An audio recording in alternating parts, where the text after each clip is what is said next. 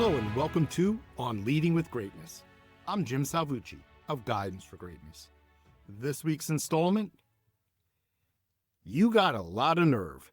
How to use and abuse empathy. Empathy is about standing in someone else's shoes, feeling with his or her heart, seeing with his or her eyes. Daniel Pink. You've heard it. You've said it probably, and so have I. It's a well-worn cliche, but a useful one. The metaphor of standing in someone else's shoes creates such a clear picture in your head. What do things look like from another's perspective, from over there?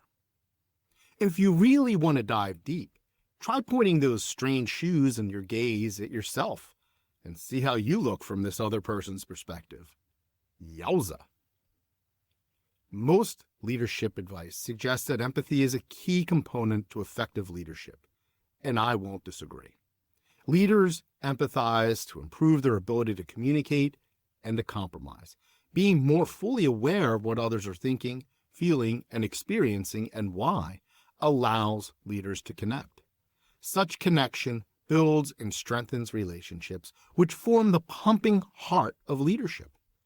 When used wisely, empathy increases our capacity for caring.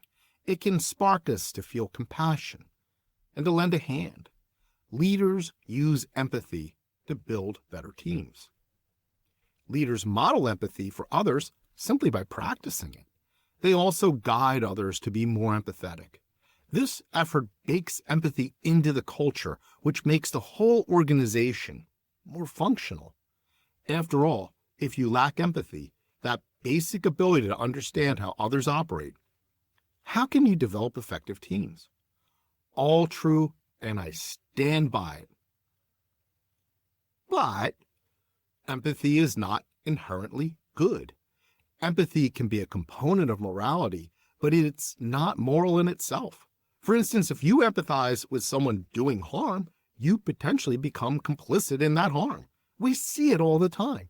Even the most callous person can suddenly transform into a wellspring of patient empathy when contemplating the reprehensible activities of their favorite politician.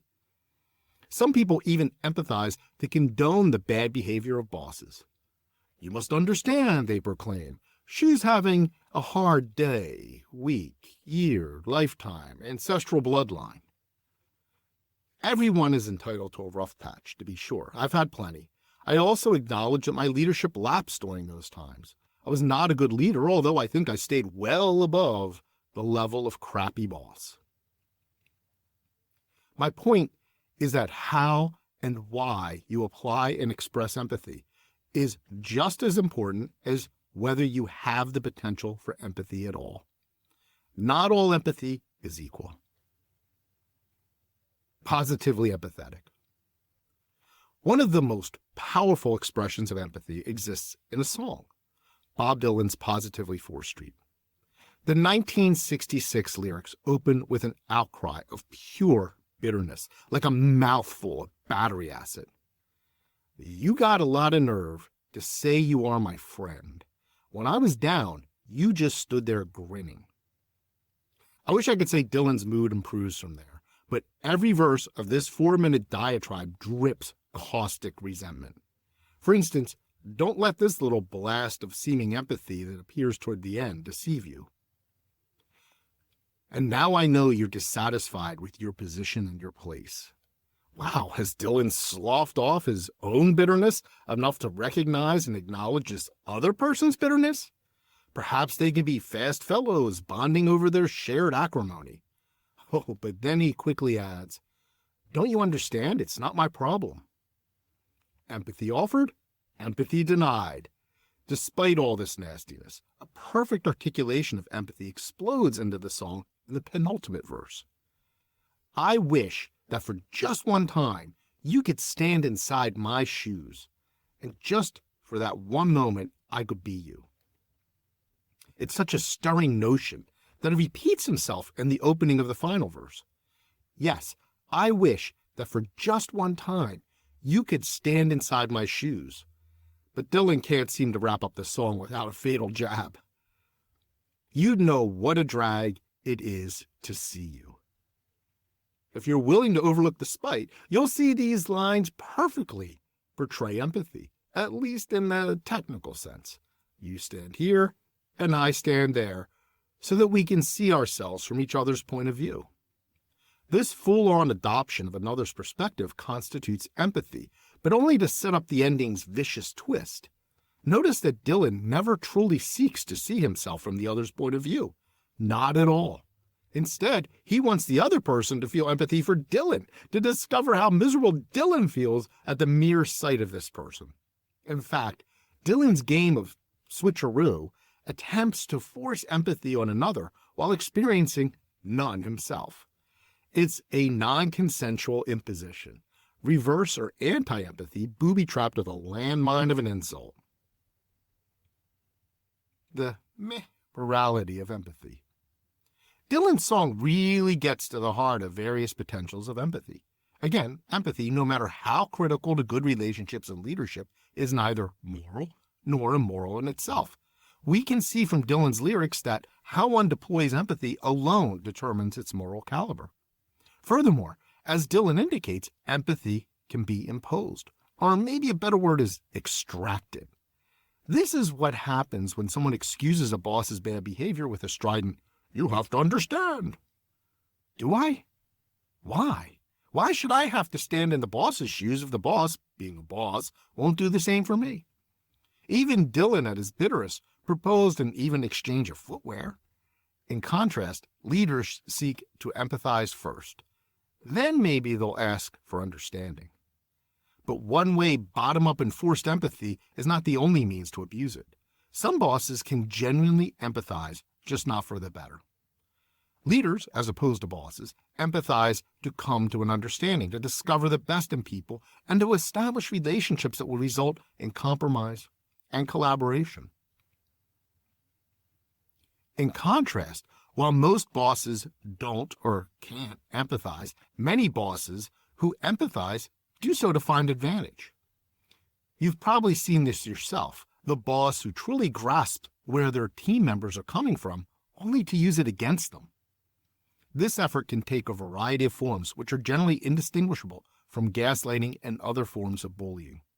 For instance, one of my former bosses was superb at sussing out people's motivations. He could really empathize with the ones driven by raw ambition, since he shared that driver. His victims proved easy to manipulate. Apply some encouragement here, display a soupçon of disappointment there, add a little reward from time to time, and soon enough the boss had them dancing at the ends of his strings. On the other hand, the ones driven by a desire to do the right thing seemed opaque to him. They were obstacles and expendable. In these cases, his inability to relate or to empathize with do-gooders was an indicator that they would be loyal to the institution or to principles, not him. Another way bosses use empathy is by doing like Dylan at the end of his song and extracting it. A different boss I knew would co-opt the language of her team members to lull them into believing she empathized with them. This pseudo-empathy then induced her team members to empathizing with her and adopting her perspective. No matter how devoted, though, eventually they'd wear down. As soon as they turned less useful to her, she would discard them. The typical team member's hunger for the boss's empathy allowed her to get away with this stunt for decades. For all I know, she still pulls it. Empathy, both her insincere edition and their genuine but misdirected version, got her the control she wanted. The color of empathy. Perhaps you're thinking, well, that's not real empathy. If so, I disagree. If empathy is an ability to understand others' emotions and thoughts, to see things from their perspective, these bosses I described certainly practiced and used it rather effectively. Remember, empathy lacks any inherent moral color. It's neither good nor bad. Empathy operates as a tool, not a quality. As with any tool, its use and usefulness depend on the hand that wields it. A hammer can create or demolish. Bad bosses can use empathy just as well as great leaders. The only difference really is that one does so for nefarious reasons, to manipulate, control, and gain power over others, and the others for constructive reasons, to communicate, build relationships, and reach consensus.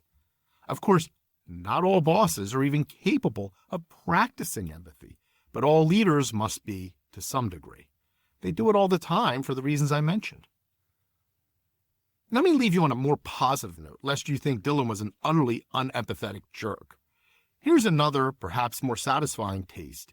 In the song One Too Many Mornings, written in 1963, he describes a tense exchange with his lover. It's a restless, hungry feeling that don't mean no one no good. When everything I'm a-saying, you can say it just as good. You're right from your side, I'm right from mine. I can't think of too many 22-year-olds who could have the wisdom to write something that beautifully empathetic. In fact, empathy is a hallmark of great art. Artists, like leaders, empathize to understand and create. Bosses who can empathize do so to manipulate and destroy. Recall that the deepest enlightenment empathy offers comes not when you see things as someone else does, but when you see yourself as they do. It's virtually the opposite of what Dylan puts forward at the end of Positively 4th Street. And a level of awareness and wisdom I certainly have not attained yet. The main takeaway I want to emphasize is that we'd be wise to avoid endowing empathy with some inherent quality, good or bad. As we see with Dylan's different approach, empathy is no virtue, nor is it an evil. It's just a tool, and like any tool, its value flows from its use and its user. How empathetic are you? How do you use or express empathy? Leaders use empathy to understand others to build relationships, and I can help. Unlock the great leader within. Download my free resource, the Transform to Greatness Toolkit now at thegreatleadershiptoolkit.com. I look forward to hearing from you.